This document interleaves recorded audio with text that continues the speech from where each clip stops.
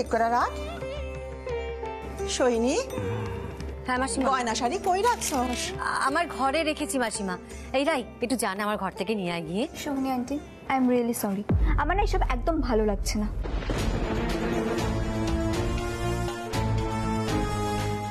Sohini aunty, আমি নিয়ে আসছি। তোমরা পিলুকে পিঁড়িতে দাঁড় করো, আমি এক্ষুনি নিয়ে আসছি।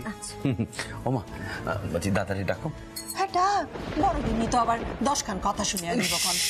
এইটা কনের কোনো দরকার আছে? কেন যে সবসময় গলা তুললে এইসব কও? আচ্ছা দাদা এসে গেছে, আসো। এসো আদিত্যদা, এসো। তোমার শিষ্য এবার পিলুর ভাত কাপড়ের দায়িত্ব নেবে।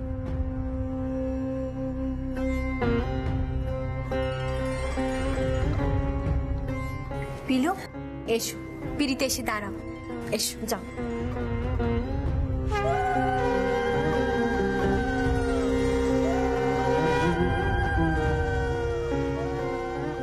আয় আয়, পিড়িতে দাঁড়া। মাসিমা, এবার আহিরকে বলে দিন কি কি বলতে হবে। এই আইর একটু বুঝে শুনে প্রতিজ্ঞা করিস। আমি কিন্তু প্রতিজ্ঞা করে ফাইসা গেছি। হ্যাঁ ফাইসা গেছি? হ্যাঁ তো কি এমন চাইগো আমি তোমার কাছ থেকে এসব কথা বলছো যে? ঋতু, ওর কথা ধরিস কেন বলতো? জানিসই তো ওকে, উল্টো পাল্টা কথা না বললে ওর ভাত হজম হয় না। আহির, শুরু কর। মা, কি কি করতে হইব কইয়া দাও। পিলুরে ক, ও 7 জন্মের ভাত কাপড়ের দায়িত্ব তোর।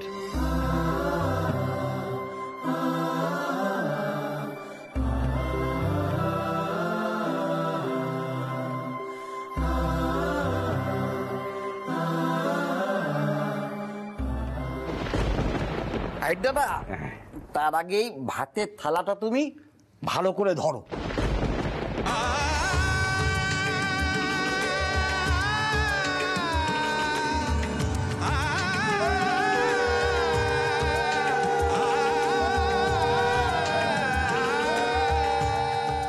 থালাটা ধরো।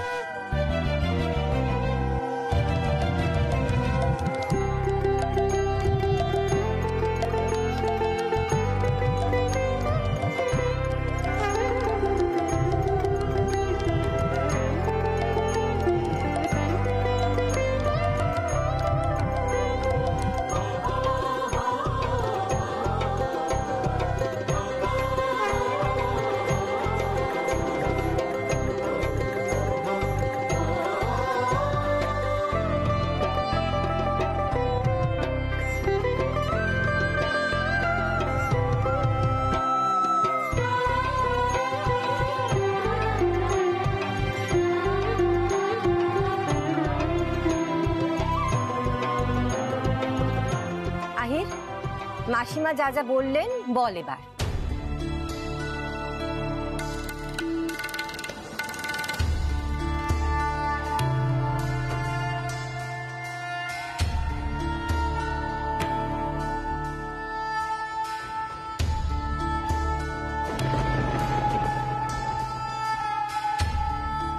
কি হলো আহির, বলো। মাসিমা যা বললেন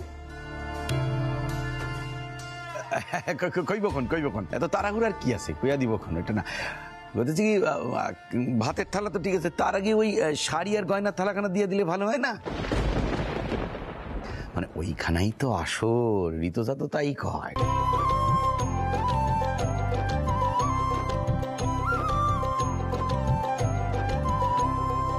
ছোটকা, তুমি আবার খেপিয়ে দিচ্ছ।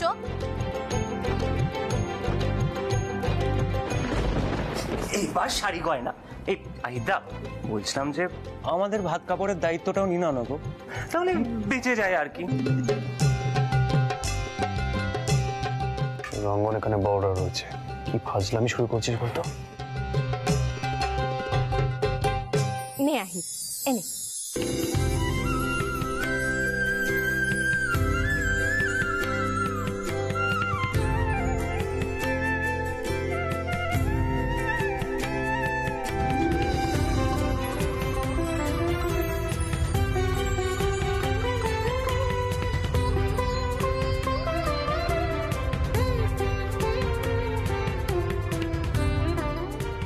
আমার যা যা কর্তব্য আমি সব পালন করব।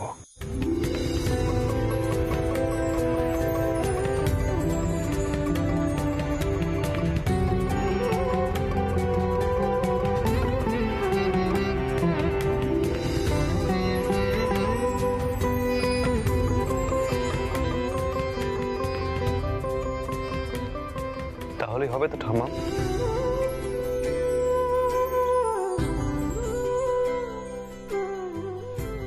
ওস্তাদজি, এইসব দায়িত্ব কর্তব্য আপনাকে কোনোটাই পালন করতে হবে না।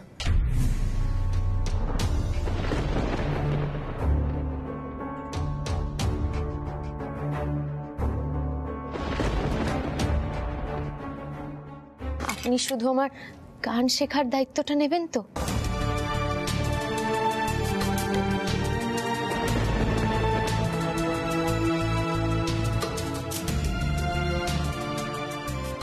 আর তারপর তো আমি নিজের দায়িত্ব নিজেই নিতে পারবো, তাই না?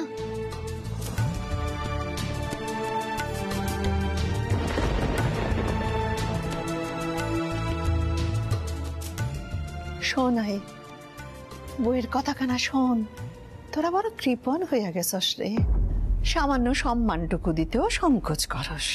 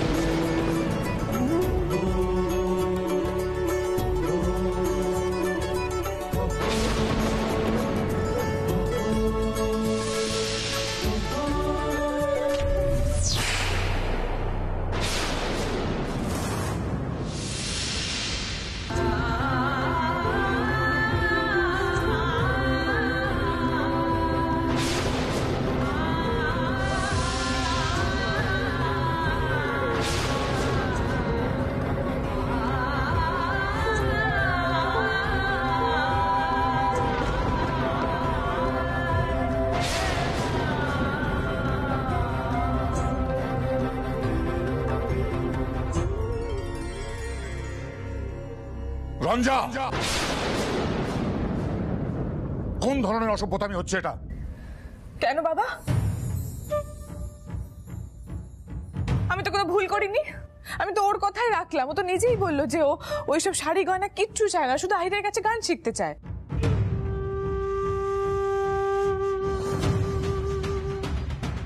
তাহলে তো আমি কোনো ভুল করিনি বাবা। তাছাড়া এই শাড়ি গয়নাগুলো ক্যারি করারও তো একটা ব্যাপার থাকে। খাবারটা কিন্তু আমি ফেলিনি, দেখো।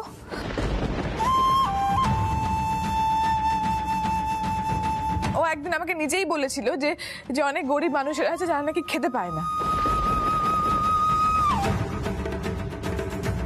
পিলুও তো গরিবের মেয়ে।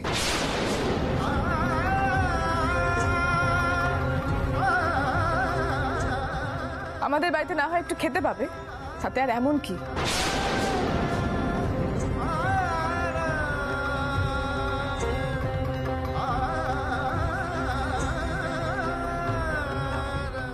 কি তাই না পিলু?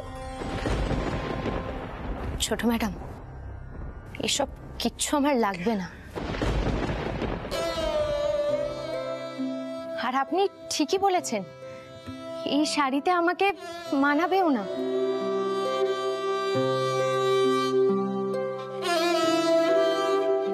আর এটা তো সত্যিই কথা, আপনাদের গায়ে যেটা মানায় সেটা তো আমার গায়ে মানাবেই না।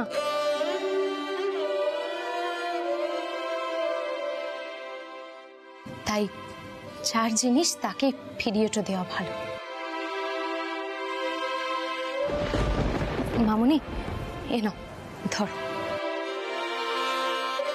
এই সব কিছু পাওয়ার যোগ্য আমি যেদিন হব, তুমি আমাকে সেদিন দিও।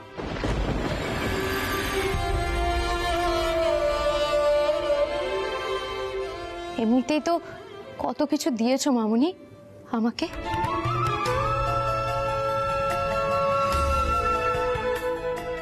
না ধর।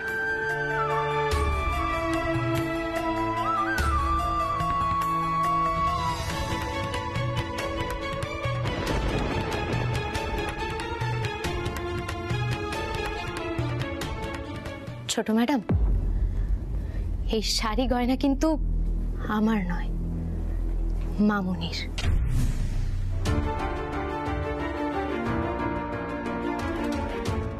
আপনি আমাকে যত খুশি অপমানটা করুন কেনে, কিন্তু মামুনির কোনো অপমানটা কিন্তু আমি হতে দেব না।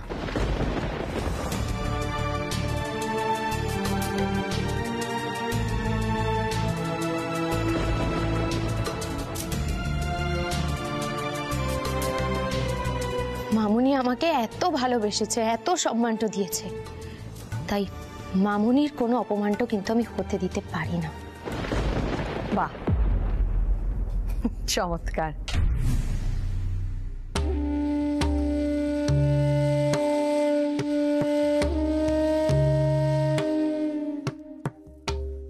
তাহলে এখন থেকে সোহিনীর সম্মান রক্ষার দায়িত্ব এই পিলুর, তাই তো?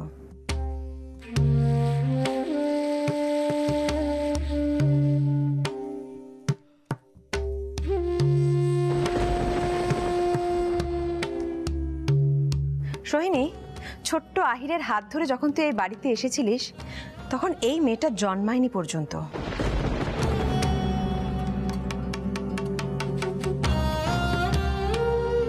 আর আজ এতগুলো লোকের সামনে দাঁড়িয়ে এত বড় বড় কথা বলছে, তোর মুখে কোনো কথা সরছে না?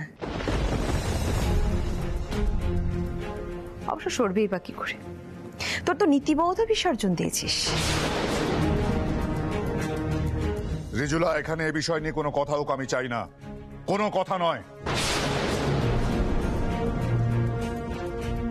রঞ্জা যেটা করেছে তাতে আমাদের লজ্জায় মাথা নিচু করে দাঁড়িয়ে থাকা উচিত। যাও, নিয়ে যাও রঞ্জাকে ঘরে।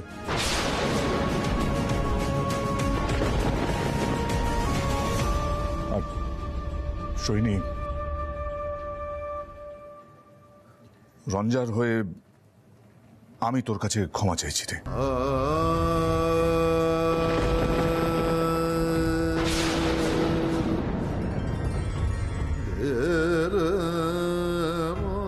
বাবা,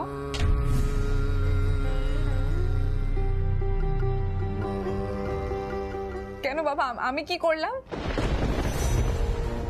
তোমাদের মেয়েটার কোনো দোষই দেখতে পাচ্ছ না, তোমরা কেউ দেখতে পাচ্ছ না।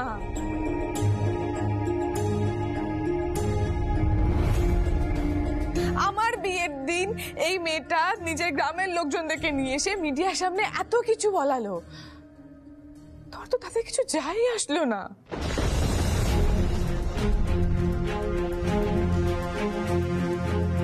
আহিরকে বাধ্য করলো বিয়েটা করতে। এই মেয়েটা তো যেটা চাইছে সেটাই হয়ে যাচ্ছে, তোমরা সবাই ওর সামনে মাথা নত করছো, কেউ ওর চালাকিটা ধরতেই পারছো না। আর আমি রাগ দেখাচ্ছি বলে এখন আমার দোষ হয়ে গেল।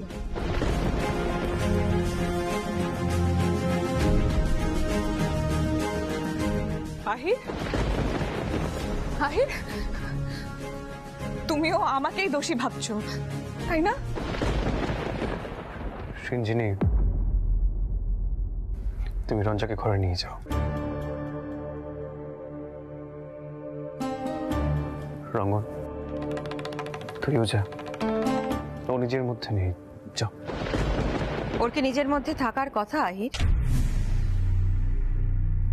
এত কিছুর পরও কি করে থাকবে নিজের মধ্যে? রঞ্জা বেটা, আমি তোমার সব সময় বলছি, তোমার রাগ, দুঃখ, অভিমান, ক্ষোভ তুমি এখানে সবার সামনে প্রকাশ করো না বেটা। তুমি তোমার ডিগনিটি লুজ করছো কেন?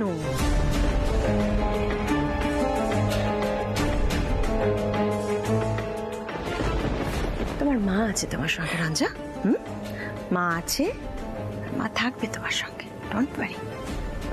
চলো, আর এখানে থাকতে হবে না, ঘরে চলো, ঘরে চলো।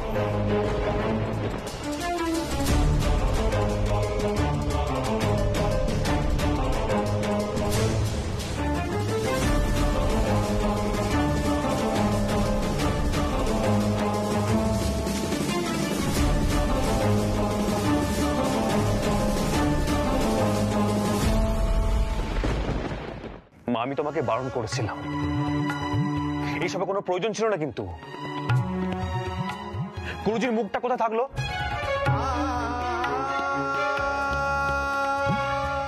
আমি যত চাইছি গুরুজির অসম্মান না হোক, ততই কোনো না কোনো গন্ডগোল হচ্ছে।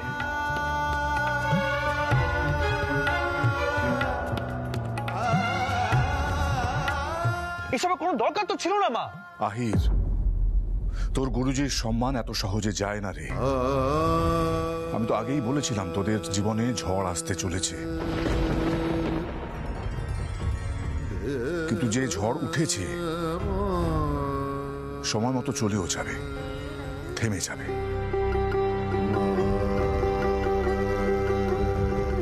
পিলু, মন খারাপ করো না, সব ঠিক হয়ে যাবে। সৈনী, অনুষ্ঠান সব হয়ে গেছে, বউরে নিয়ে ঘরে যা। আমার আর এই অশান্তি ভালো লাগে না। এখন বিয়া হইছে, তার আচার অনুষ্ঠান হইব না?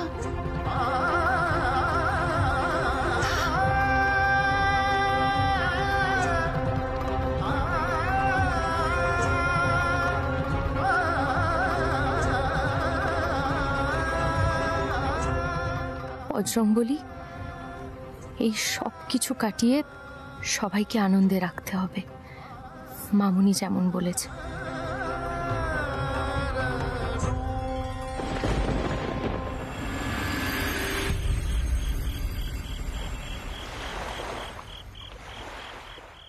রঞ্জা, রঞ্জা তুই কেন এই ঘরে এলি বলবি? এই রাই, তুই যা তো গিয়ে আহিরকে ডেকে নিয়ে আয় তো। আরে যা, এক্ষুনি গিয়ে আহিরকে ডেকে নিয়ে আয়। রঞ্জা, রঞ্জা, আমারও কষ্ট হচ্ছে তোর জন্য। রঞ্জা, তুই এখন একটু বেশি বাড়াবাড়ি করছিস না? দেখ, একটা জিনিস বোঝার চেষ্টা কর, আহির দাকে তুই আর কোনোদিন পাবি না রঞ্জা, প্লিজ। কেন কেন পাবো না? শোন রাই, রঞ্জিনী মুখোপাধ্যায় যেটা চায় সেটা আদায় করে নিতে জানে। আর আমি তো ইচ্ছে করে এত বেশি বেশি করে রিয়াক্ট করছি। হ্যাঁ, ইচ্ছে করে করছি, আর বেশ করেছি, রিয়াক্ট করেছি। How dare she! ওর কি যোগ্যতা আছে? একটা গেও ভূত, ওর সুরমণ্ডলে থাকার কোনো যোগ্যতা আছে? ওনাকে আবার পাবে আহিরকে। ফুল সজ্জা করা হচ্ছে আবার। ফুল এসব বলছিস কি তুই? তোকে দেখে আমার ভয় করছে রঞ্জা। তুই বলছিস তুই ইচ্ছা করে রিয়াক্ট করছিস? আমি তো ভাবলাম তুই শোকে পাগল হয়ে গেছিস, তোর সাপোর্টের দরকার। এখন কিনা তুই বলছিস তুই ইচ্ছা করে রিয়াক্ট করছিস? হ্যাঁ বলছি, আর আমি ইচ্ছে করে রিয়াক্ট করছি। ওই মেয়েটা যখন এত কাঁদো কাঁদো মুখ করে তোদের সামনে ঘুরে বেড়ায়, সিম্প্যাথি গেইন করে, তখন তোরা দেখতে পাস না? আমার থেকে আমার আহিরকে কেড়ে নিয়েছে রাই। আর তুই বলছিস আমি এরকম কেন করছি? মা কি বলেছিল? কি বলেছিল মা? মা বলেছিল যে বিয়ের পর আহির আমার হবে, আহিরের ওপর আমার একার কন্ট্রোল হবে। সেখানে আমি ওই মেয়েটাকে কিছুতেই মেনে নিতে পারছি না। তুই দেখবি সবাই সবাই যখন আমার ইমোশনটা বুঝতে পারবে না, তখন আমার ওপরেও সিম্প্যাথেটিক হবে, যেরকম এখন তুই হচ্ছিস।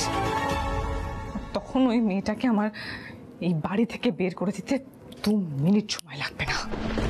রঞ্জা, রঞ্জা একটু শান্ত হ। আমার লক্ষ্মী সোনা বন্যা, তুই বল, তোর মাথাটা খারাপ হয়ে গেছে? না, আমার মাথা খারাপ হয়ে যায়নি রাই, বরং আমার মাথা এখন আরো বেশি পরিষ্কার হয়েছে। আমি জানি এখন আমাকে কি করতে হবে। যেভাবেই হোক এখন আহিরকে আমার করতে হবে, আমার নিজের। আর ওই মেয়েটাকে এই বাড়ি থেকে বের করে দিতে হবে। রঞ্জা, তুই চল তো ঘর থেকে, চল না, চল ঘর থেকে। কেন আমি ঘর থেকে যাবো? চল তুই, চল। রাই, আজ একটা চন্দনের টিপার মালা অন্তত পড়তেই হয়, ফুলসজ্জা বলে কথা না। মালাটা কিন্তু ওই ঘরে আছে, তুমি এসো।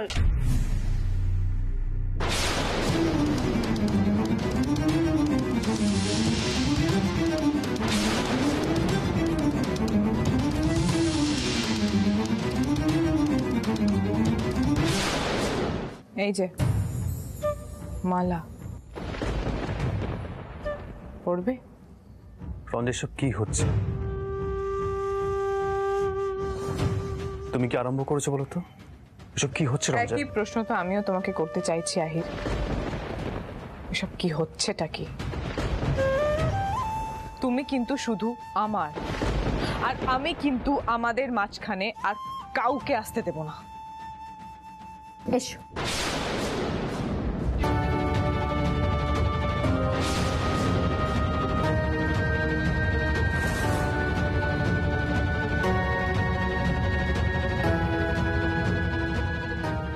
পিলু,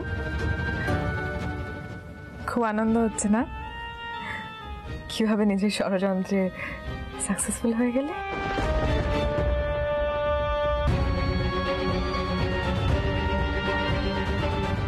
রঞ্জা, কি করছিস? কি কেন এভাবে বলছিস? কিসের ষড়যন্ত্র? সব তোর মনের ভুল। আমি কোনোদিনও কোনো ষড়যন্ত্র করিনি ছোট ম্যাডাম।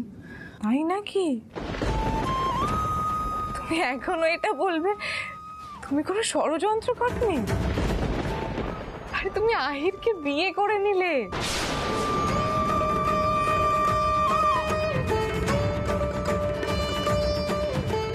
আহির বসু মল্লিক, নাম করা গায়ক।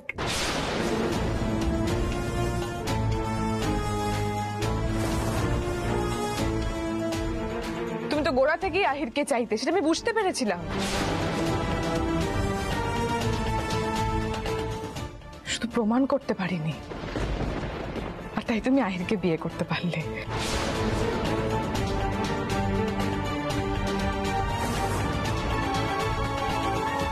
এখন আবার ফুলসজ্জা করা। এই রঞ্জা, এই রঞ্জা, আরে কি করছিস? আরে কি করছিস? কি ঘরে নিয়ে যাবেন তাকে? কি করছিস?